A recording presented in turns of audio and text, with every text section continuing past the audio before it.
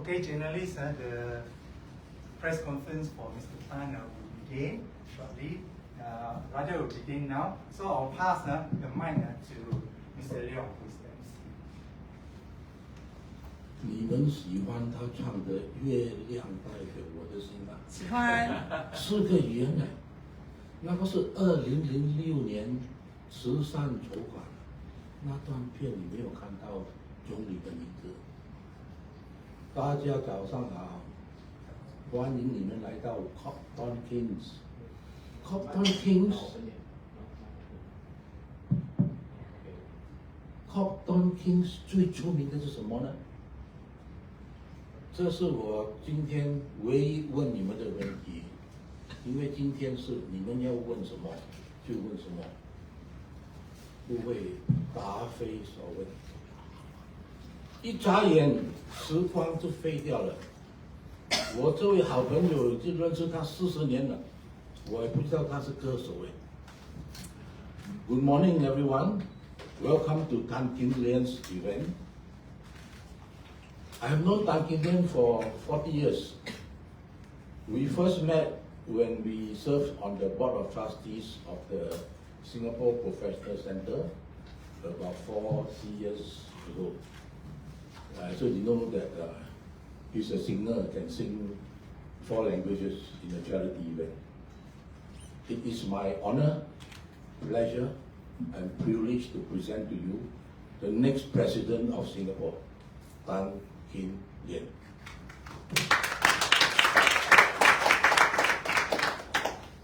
Good morning. I am participating in the upcoming election to give the people of Singapore a chance to vote for a president that is independent of the ruling party. The president has to perform 2 key duties set out in the Constitution. They are to safeguard our past reserves and to protect the integrity of our public service. If elected, I intend to perform these 2 key duties diligently, honestly, and to the best of my abilities. I will now state how I intend to carry out these 2 key duties if I were elected as president. I deal with the first duty. Our past reserves comprise of a large sum that probably runs into several hundreds of $billions, maybe more. It is vitally important that our reserves are invested soundly to produce a good rate of return over the long term, covering 5 years or longer, and is not exposed to high risk. I will highlight this overall investment strategy to the professional investment managers so that they can carry out their work in the best possible way to achieve the desired results. Many people have expressed concern about the large investment losses amounting to several tens of $billions incurred by our sovereign funds during the past year. We should accept that the market values of investments will fluctuate from year to year according to the underlying conditions of the global economy. And we should not judge the performance of the past year with the benefit of hindsight and with inadequate knowledge of the actual conditions that influence the investment decisions. However, there are valuable lessons that can be learned from our recent experience. I intend to ensure that these lessons are properly identified and learned so that we can make better policy and operating decisions in the future. The actual monitoring will be the duty of the board of directors, but they will receive my advice and guidance on the approach to be taken. Apart from ensuring that the past reserves are invested prudently, I intend to work with the government to ensure that the past reserves are used wisely for the benefit of our current and future generations. I now deal with the second duty. It is vitally important that we have the right people at the top levels of our public service. While we should continue to value the contribution of our scholars who have excellent thinking skills, we should also value the knowledge and experience of people who have spent many years on the job and they know the ground well. We need different types of people, those with talents and those with practical experience, to form a good team. I wish to see that people who have gained knowledge and practical experience from many years of dedicated service are given the opportunity to advance to positions of leadership.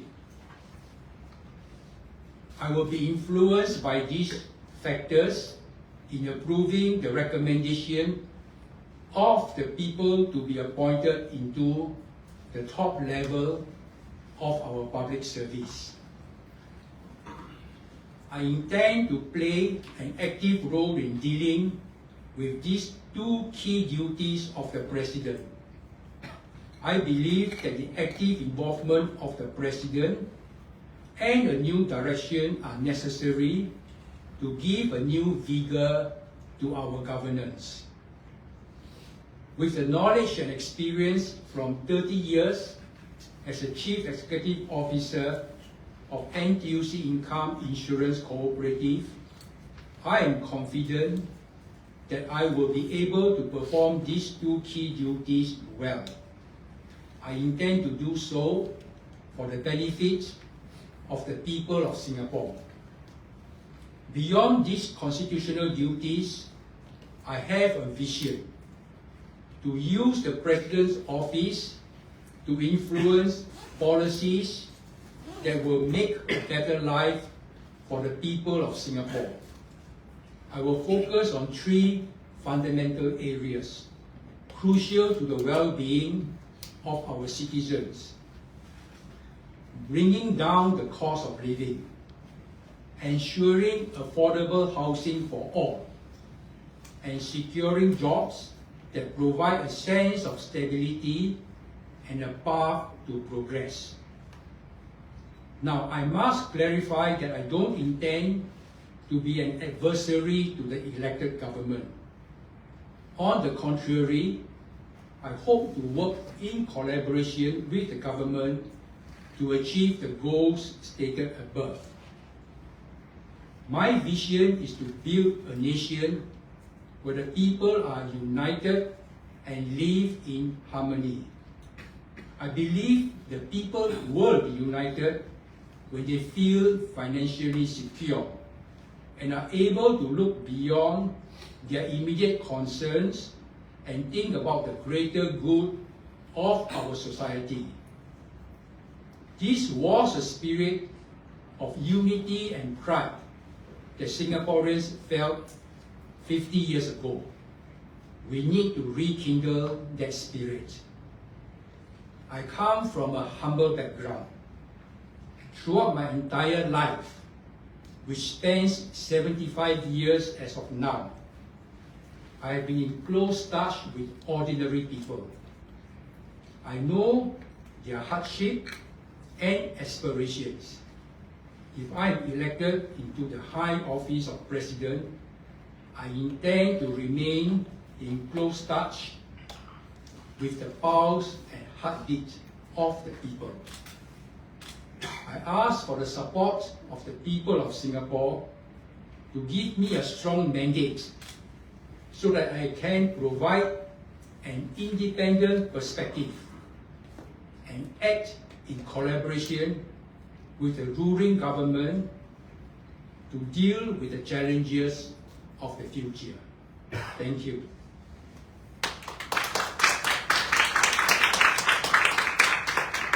大家早上好。我参与即将举行的选举，是为了让新加坡人民有机会投票，选出一位独立于执政政府的总统。根据宪法规定，总统必须履行2项关键职责，他们是为了保护我们过去的储备，并保护我们公共服务的完整性。如果当选，我将精勉诚实，尽我所能履行这2项职责。除了这职责之外，我还有一个愿景，利用政府办公室影响政策，为新加坡人民创造更美好的生活。我将重点关注3个领域：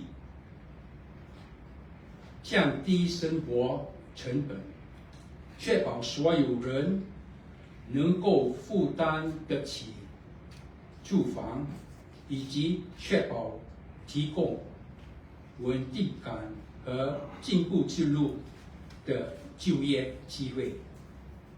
现在我必须澄清，我无意成为民选政府的对手，相反，我希望与政府合作，实现上述目标。我请求人民的支持，给予我强有力的授权，以便我能够提供独立的视角，并与执政政府合作，应对未来的挑战。谢谢。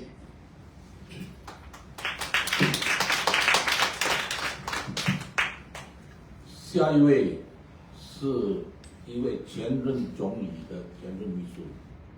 The next speaker is the proposer for Tan Kin Lian's candidacy for president. He is a former presidential candidate and former principal private secretary to one of our former prime ministers. Tan Kin.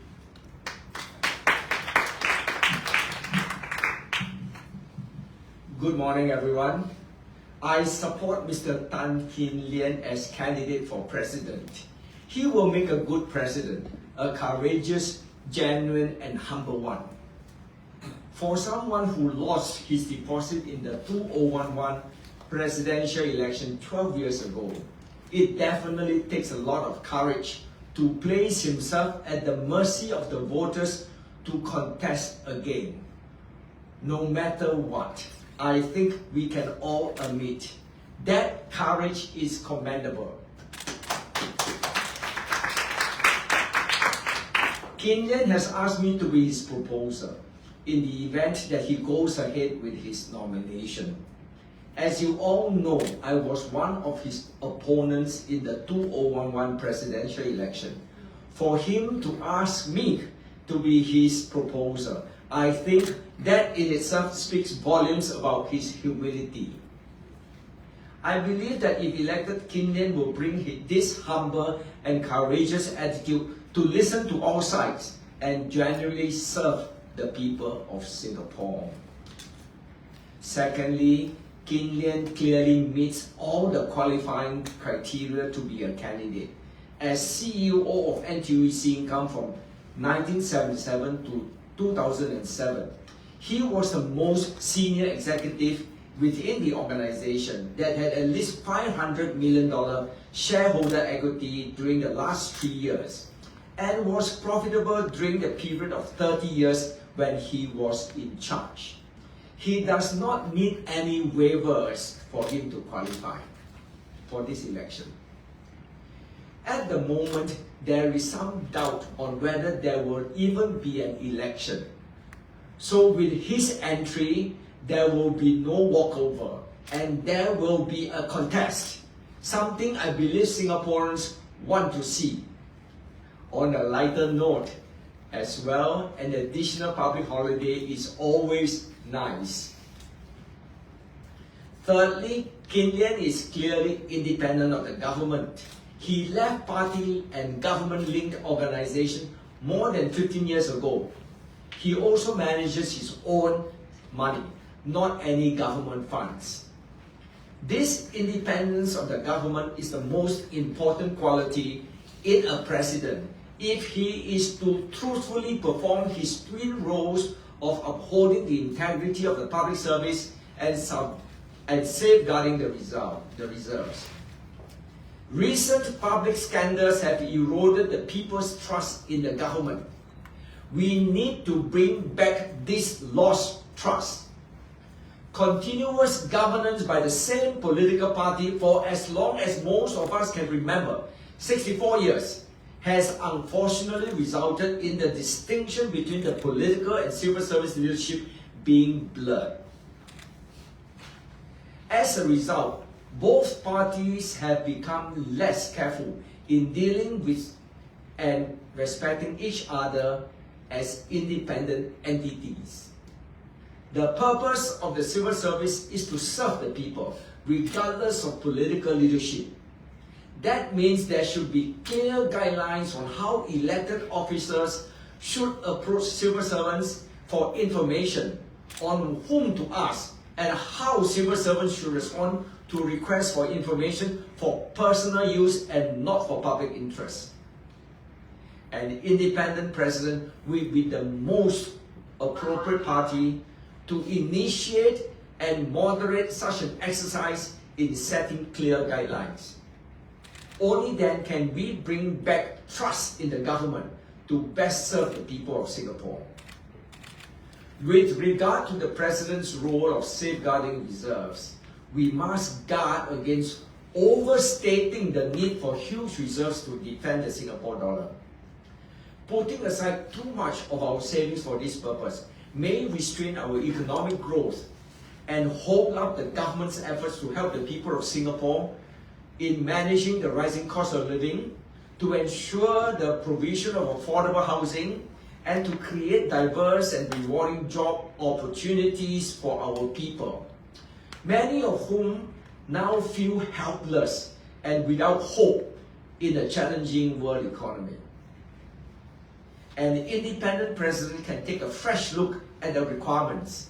Mr. Ng Kok Song told us that when Dr. Goh Keng Swee asked him years ago in MAS to defend the Singapore dollar against speculative attacks, he used very little of the reserves to do so.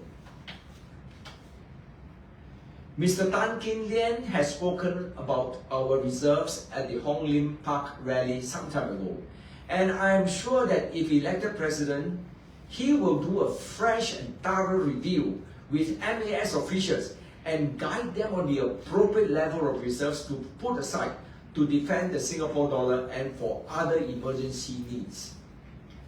If we do not need too much to do so, the president will give us hope that he will not stand in the way of the government if it decides to use more of the reserves to help the people.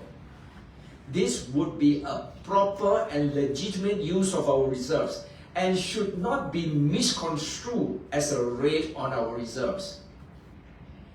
In essence, to call a humble, genuine and courageous people's president for proper democracy and effective independence, I support Mr. Tan Kim Lian's 2023 presidential election bid. I commend Singaporeans to support him. If elected, President Tan Kim Lian will bring back trust and give us hope. Thank you.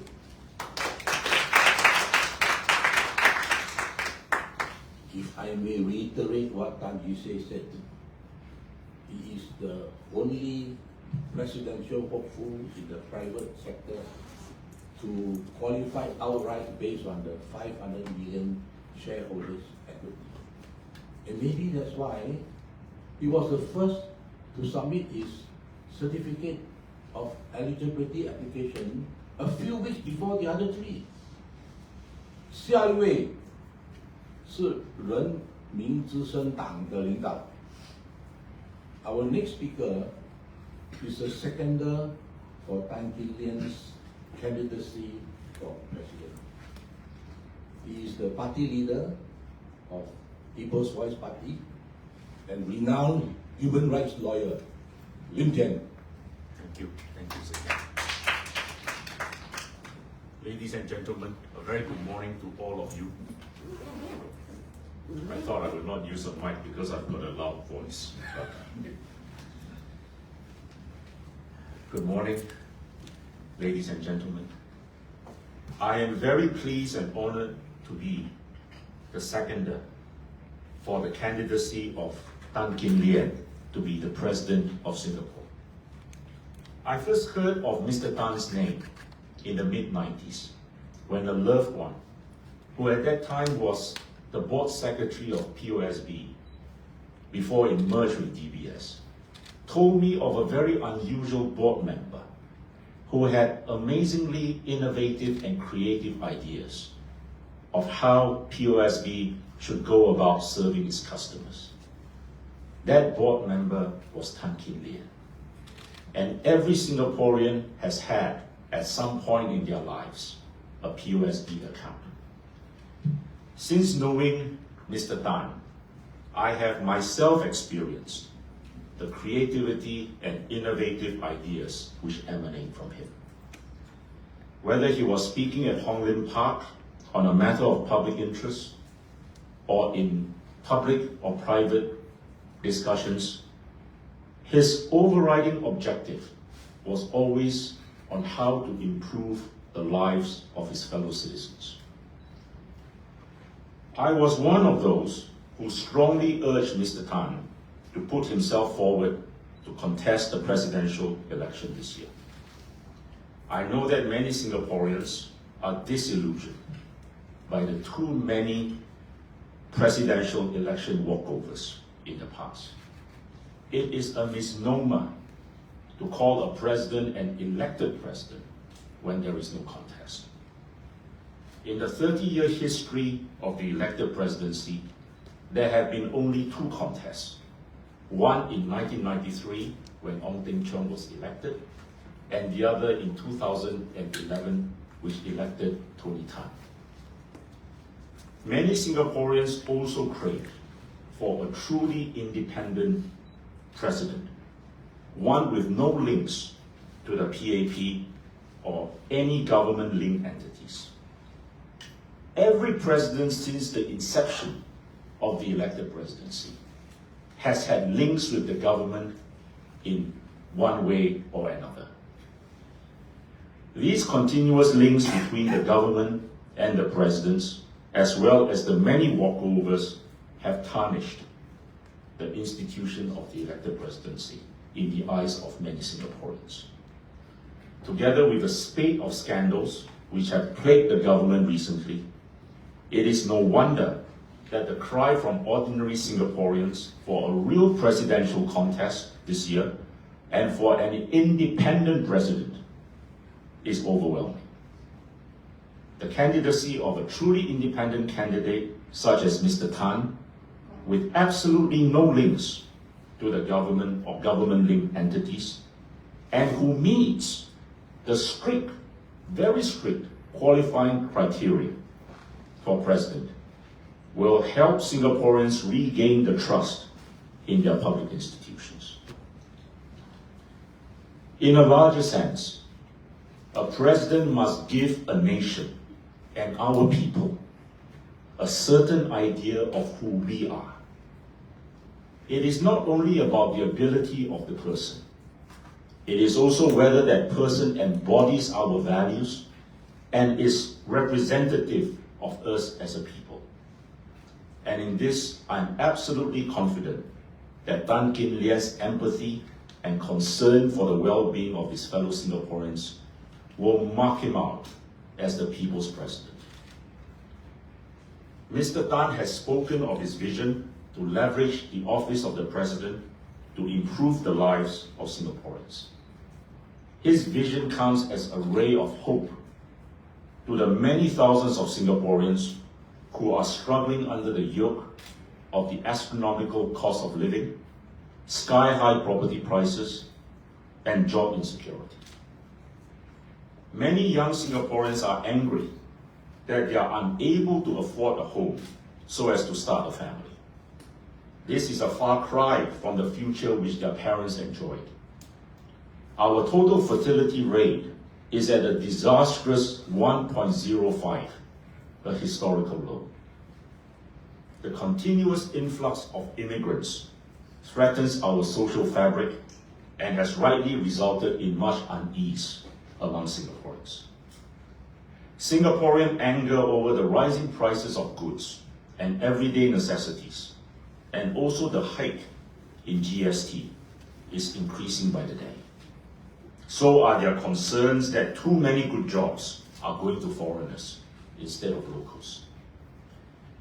Singaporean anger is compounded by unjust policies, such as the one which mandates that new citizens above 30 years of age do not have national service obligations, when local Singaporeans have reservist obligations until they are 40 years old.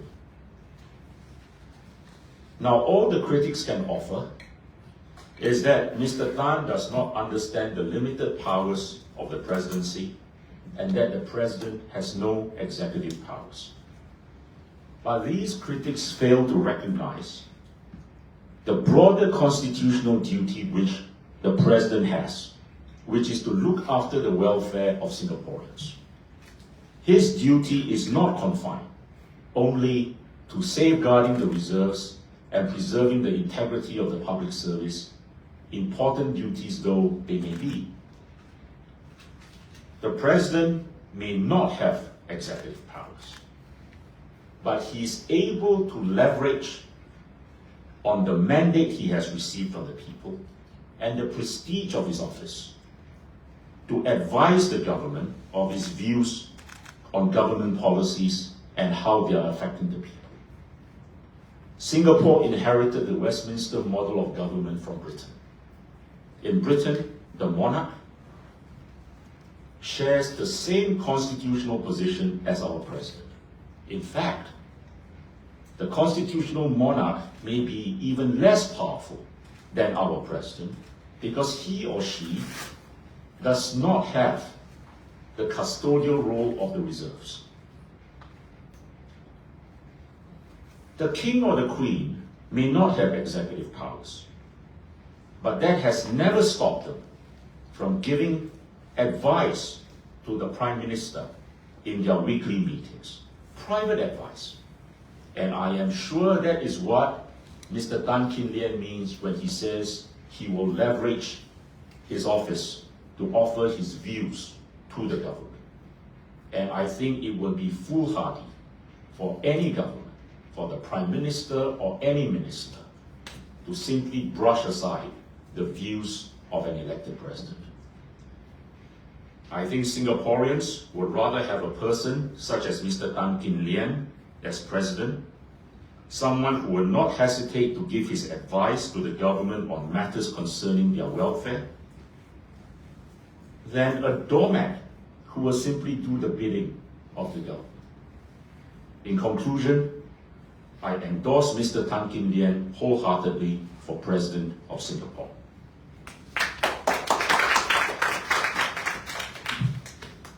As Lim Tian said, the people are crying out for a truly independent president and a real contest. 接下来是一位很勤劳的年轻人，最勤劳的，以后会更忙。Our next speaker is the most hardworking so far, young man, and will be very busy because he is Tan Kin Lian's principal elected agent, Prabu Ramachandran.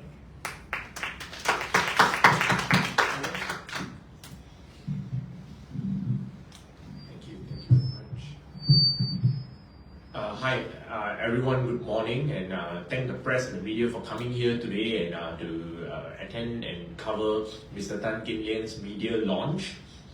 Alright, so the support that Mr. Tan Kin Lian has been receiving is not just from the elites, the establishment, public institutions and private institutions. It's from everyday, average, ordinary, decent, honest, hardworking people, Singaporeans that you see delivering your food every day, Singaporeans that you see driving you, and transport workers, private hire vehicle workers, taxi drivers, and the everyday men and women of Singapore.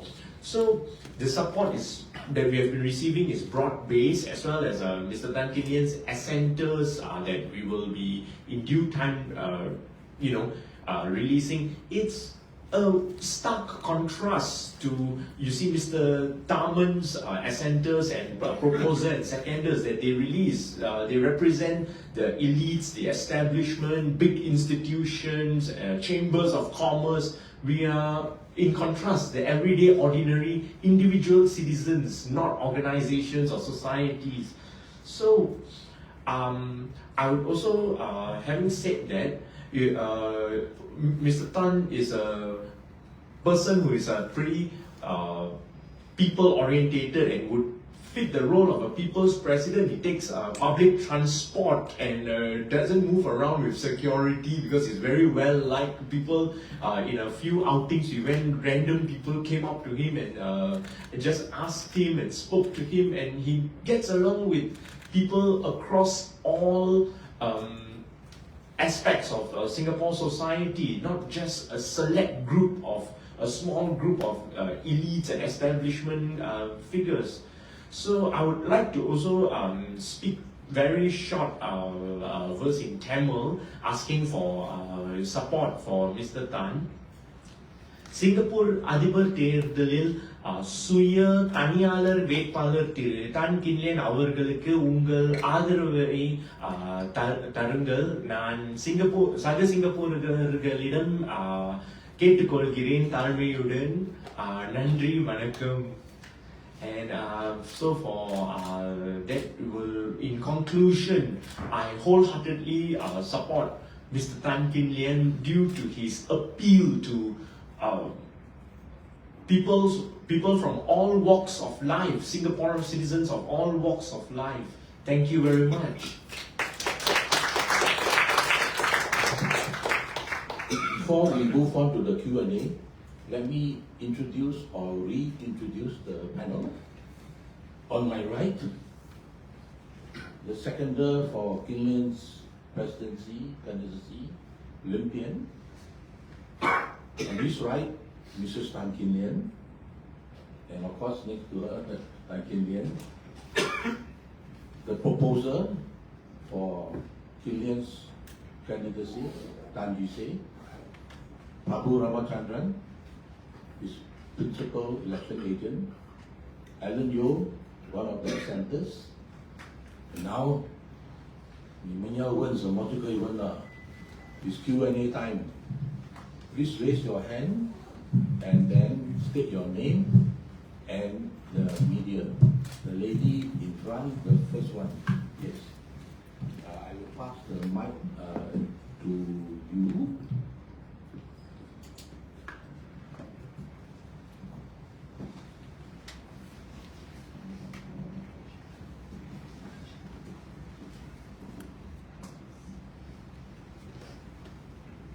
Hi, I'm Lian from the Zhaobao. I would like to check with Mr. Tan, when will you release the list of the centers? And also, second question is, you mentioned previously that you have submitted your eligibility application form, but you say you will decide whether to submit the nomination form after the ELD has actually released the list of eligible candidates. So, do you now plan to submit your nomination form? Are you running? I've already submitted the application for the COE, and I have to wait for the Presidential Election Committee to decide who is eligible.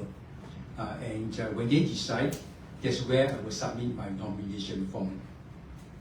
So if there are other candidates who also qualify, so will you still submit your nomination form? I believe that I will be the only candidate from the outside of the establishment. I believe I'm the only candidate. My team advises me after looking at the criteria that it will only be one non-establishment candidate. So I'll be quite confident to submit the nomination. Next question, please. Yes, the lady in front in the group. Hi, Mr. Tan. So in June, Can you from the take Straits your name Times, and the sorry, media, Lian Han from the Straits Times. In June, you wrote in an online piece that you felt that the office of the presidency was unnecessarily wasteful, among other comments. So why have you decided to leave tomorrow? Now, that was my view at that time. I've since changed my view because I now find that even within the existing powers of the president in the constitution, there is a lot that I can do. So because of this, I've now changed my view, and I believe that the president can do something useful, and it will be for the people of Singapore to decide. And if the people of Singapore says, yes, we want a president that is independent, we want the president to use his influence on government policies to make, to reduce the cost of living, to make housing affordable, and to give us secure jobs. If the people of Singapore decide that that is something they want, then they should vote for me.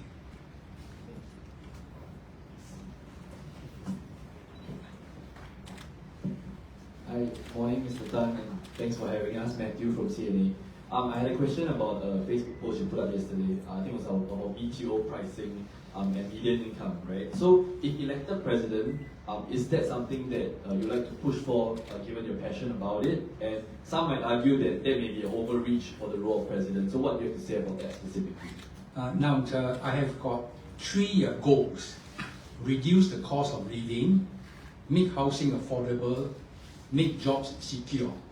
And I have very clear ideas of how it can be done. And I will have to wait to be elected before I will share those ideas. And I do believe that these are possible. If I may add to Kim Lian's response to your question, Kim Lian has discussed this with us before. President Nathan, just before the end of his term, gave a media interview, and it shocked everyone because he said that the reserves have been used 27 times without telling anybody. Parliament didn't know, the public didn't know, and most of these 27 times he revealed was used for HDB. And shortly thereafter, the Finance Minister, Taman, confirmed it's not 27 times, it's 55 times. So in relation to your question, which Kim Lian has discussed with us, imagine a future government decides to gradually reduce the land cost of HDB BTO flats in order to gradually reduce the price and make them affordable. If you do not have a truly independent president like Tan Kim Lian, what do you think will happen? Next question, please.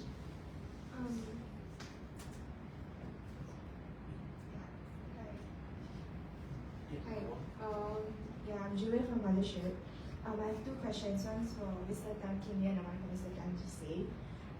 Mr. Tan Kim Lian, after your first experience in the PE where you didn't get enough votes to get back your deposit, what motivated you to run again? And do you think this time will be any different?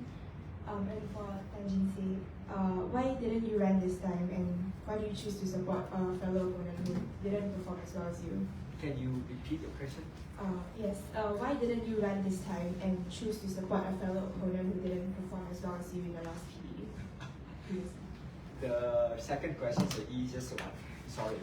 Okay, can I answer the first question? You want to answer first? Okay, go ahead. No, you can if you want to, Mr. President. Okay, can you ask the question again directed to me? Okay. After your previous experience in the PE where you didn't get enough votes to get back your deposit, what motivated you to run again? And do you think this time will be any different? Now, I want to be quite honest. The other candidate, Mr. George Goh, I have high respect for him. I have high respect for his enthusiasm and his team. And if Mr. George Goh,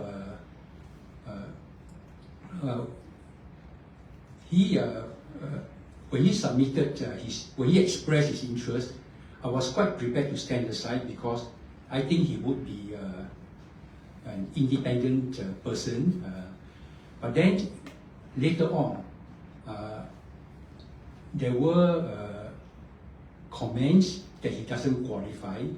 And when Mr. Ng Kok Song come in, and some senior people in the government said it will be a contest between Taman and Kok Song, then I said no, I want to come in and offer the chance for people of Singapore to vote for someone that is independent. So I do believe that that's very important. We don't want to have a contest between 2 candidates that are from the establishment. And it will also look very bad. Look very bad because the people of Singapore will be very skeptical. They say one more. Sure, there's a contest, but it's one more of the same. So I want to offer the chance for the people to truly select an independent person, but more important, someone who pledged to do what he can to deal with the cost of living, the cost of housing, and deal with the jobs. Hi, Mr. Tan. Okay, Mike. Yeah, the mic. Sorry. I thought you were going to answer for me. The first question is, why do I not stand this time, right? I think the criteria were revised after the 2011 presidential election, and unfortunately they ruled me out. The second point is, why do I support him? Because I believe, I give you 3 reasons. He's independent, he will give us a public holiday, on a lighter note. But really there will be a contest. I think we want a contest, we cannot afford to have a walkover. So with his entry, there will be a contest, and I think people want a contest, no walkover. And he meets the criteria, all the criteria, very strict criteria, no problem. So that's why he will make it, that he will make a contest possible. And thirdly, I think he's very independent, and this is what we need in a president. Okay. And yeah, that's all. Any other thing?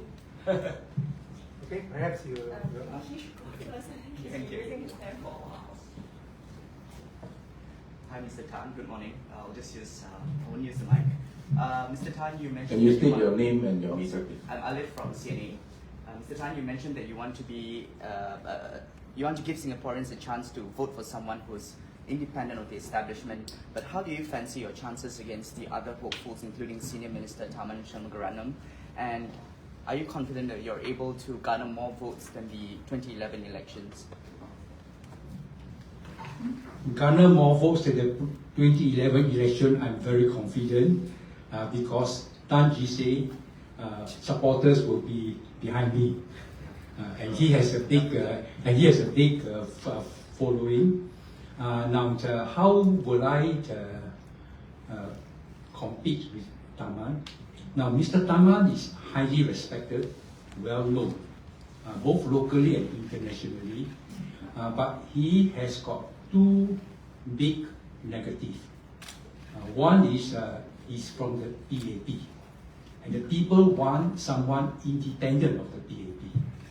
And yes, another negative which I will not mention here, but you see that being spread in social media.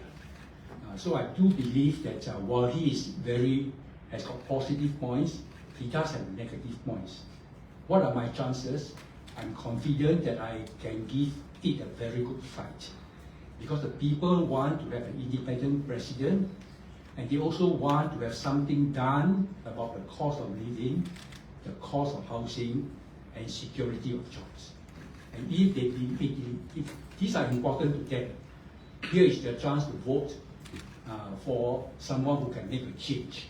Otherwise, it will be as before, and things will continue to get worse and worse.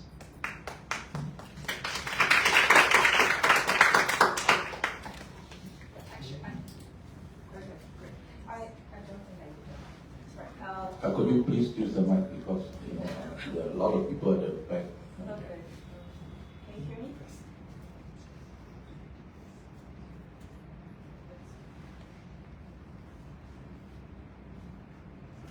Hello. All right. Good morning, Mr. Tan. This is Lulu from Xinmin Daily News. Yes. Right. I just have one very simple question. Can you comment on your team? For example, why did you decide to approach your former opponent, Mr. Tan Jise, as well as, for example, Mr. Lian, who, no offense, I'm actually a big fan, is facing multiple charges? Now, as someone, an ordinary person, it's very hard to get a strong team, especially when I'm out of the corporate world. So the first 2 people that approached me are Prabhu and Leong Si-Yen. And they said, Kim Lian, you must stand, because you are qualified, and and very few of the independent people are qualified. So therefore, and they tried a few times to convince me. So that's the first important reason, and that's why you have got Prabhu and Leong Si-Yen. My friend Alan Yeo, he knows me, and he also strongly encouraged me. And because they encouraged me, they now have to work very hard. Okay, they don't have to work very hard. And then I need to build the support. And Lian advised me, and I take his advice. He says, you must start with getting the people who are non-establishment, the political leaders. They command a good following. So he suggested Jise, and he suggested Lian, and I'm glad that both of them accepted. Now, the people who are non-PAP, who support the other, who support the political parties, the non-PAP parties, probably represent 30 to 35% of the population. Maybe it will be more because of the unhappiness over cost of living, over cost of housing. Maybe it will be more. But I have to reach out to the middle ground. The middle ground of people who are who would swing both ways. I have to reach out, and I believe that this middle ground, they are very concerned also about the independence of the president. They also want to make sure there's more transparency to know what is going on. And they also want to see a way to improve their lives.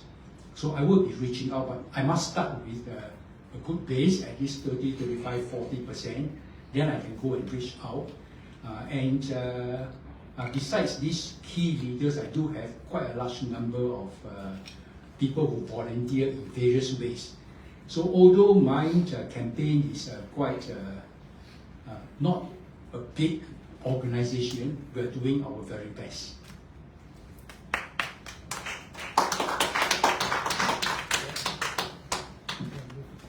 Hello, Mr. Tan. Good morning. My name is Reno from the Business Times. My question is how you intend to influence policy, like you said. So what would this look like? Are you going to, for example, hold up appointments if the government policies are not your standards? Okay, I must emphasize that I will be constructive. And I believe the President should work with the Prime Minister and the ministers in a constructive way. There should be consultation both ways. There should be collaboration because we share the same goal. The goal is how to make life better for the people of Singapore. But we may have different approaches. They have their way, and maybe they need to have a new perspective. And I will bring that perspective. So we should be consultative, constructive, and we should be discussing how this can be done.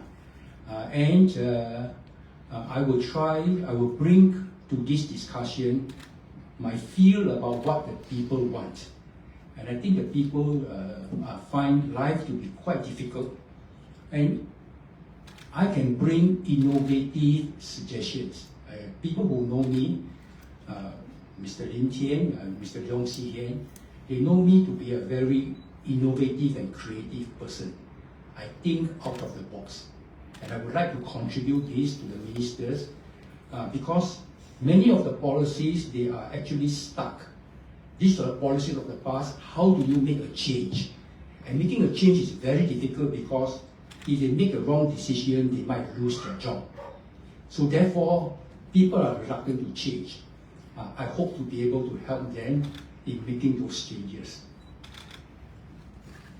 My name is Davina from CNA.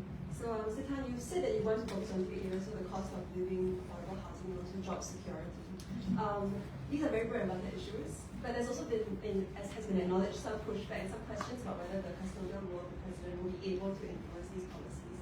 Some might also argue that being a parliamentarian will be able to make an even more of a direct impact in these areas. So can I ask whether it's ever crossed your mind to run for parliament? Why didn't you run in the G? I'm quite clear. A person who is elected as an MP face a very tough job in parliament. We see that already. And that person probably have the mandates of 30,000 voters, 40,000. If I get elected, I will have a mandate of 1.5 million people. And then that mandate will carry with it something that the government should not ignore. And I think the government will not ignore. They are very sensible people. and they will have to respect that the president carries with him a large mandate. And therefore, I hope that the relationship will be cordial, constructive. We should collaborate and we should consult each other. And I hope to bring an independent perspective, a fresh perspective, to how all these problems can be solved. And I hope the people of Singapore will trust me that I can do it.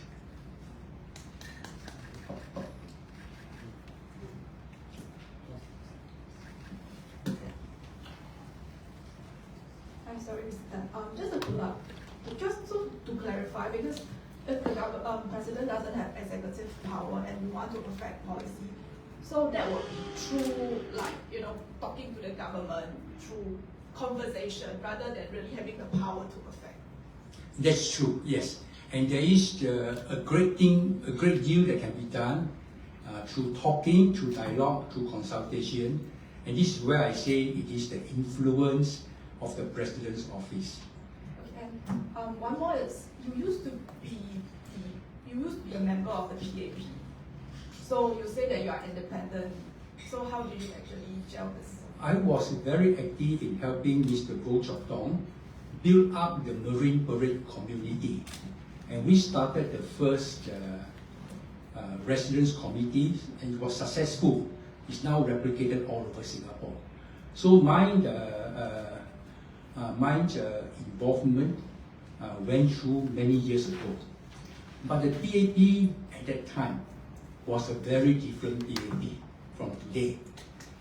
So you must remember, I was very proud to be helping the PAP in those days when it was very clear that they have the support of the population, a large part of the population, and I did what I could to contribute to that. The PAP today is quite different. I think many people feel that they are more towards the elite and not towards the ordinary people. So therefore, you must remember the PAP itself has changed its orientation. So it's a very different PAP from today than from before. And that was why I also left the PAP 15 years ago.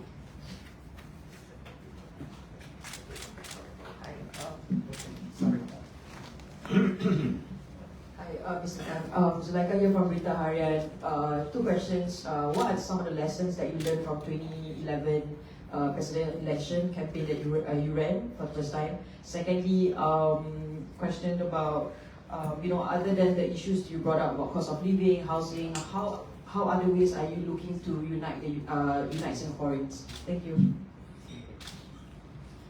The first lesson is that 2011 was not my time. I hope 2023 will be my time. And the second lesson is I now have the support of very capable advisors, and they are my proposers and seconder. I treasure their advice, and I think they are able to mobilize the ground. Of course, they mobilize one part of the ground. We still have to work hard to mobilize the other part of the ground. Okay, it's already 12 o'clock. It's time for what Kok King is most famous for. Two more questions. How about that? If you still have any more questions? Yes.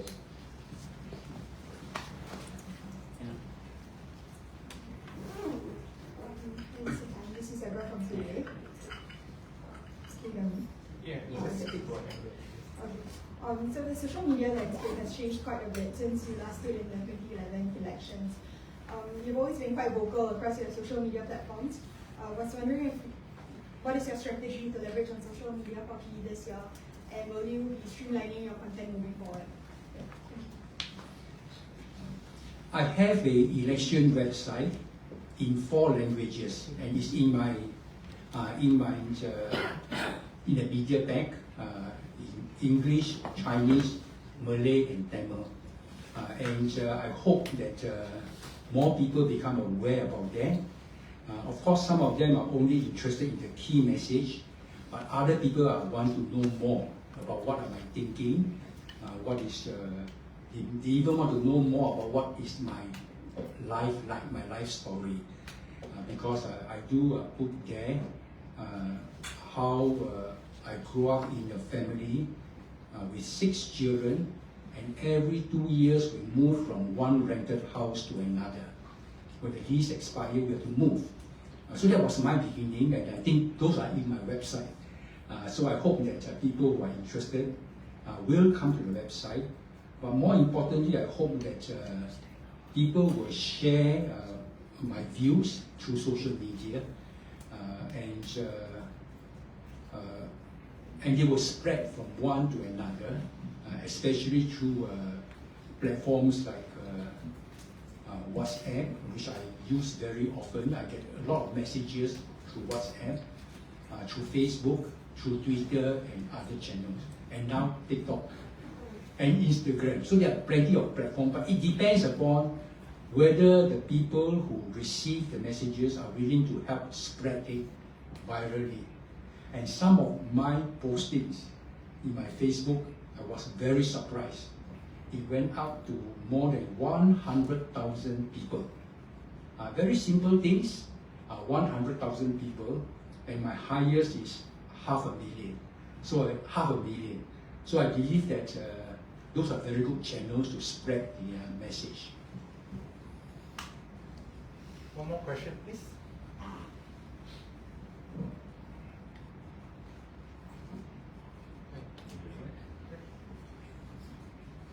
What you report today may arguably, possibly, probably be the most important news report you may make in your life. Our country is at its crossroads. The future of Singapore and Singaporeans depends on what you say today.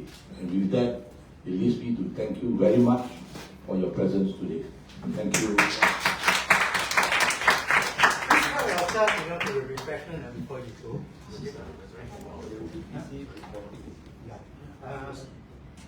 Your press release. Excellent.